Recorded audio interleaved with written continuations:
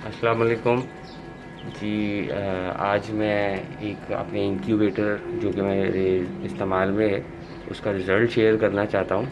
और ये इंक्यूबेटर मेरे बहुत ही प्यारे दोस्त, मेरे बहुत अच्छे दोस्त रियाज भाई ने बनाया है और उनसे मैंने लिया था। कुछ चिक्स देखिएगा सर, ये निकल कर नीचे आ गए हैं।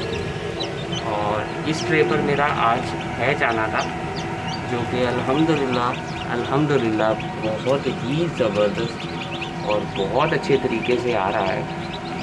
अच्छा, ये इंक्यूबेटर इस्तेमाल करते मुझे काफ़ी टाइम हो गया है, लेकिन एक साथ इतने सारे जो एग्स मैंने इसमें इस ट्रे में लगाए थे, तो ये मेरा भी पहला और वेरी फर्स्ट एक्सपीरियंस है इतने सारे एग्स का एक साथ हैच आने का।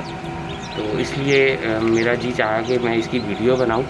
और बहुत बहुत शुक्रिया, बहुत मेहरबानी रियाज भाई की, जो कि इतने रीज़नेबल प्राइसेस में इतनी अच्छी मशीन बना कर देते हैं। Thank you sir. ख़ास कर आपके लिए वीडियो बना रहा हूँ, आपको शेयर करूँगा। अल्लाह हाफ़िज़।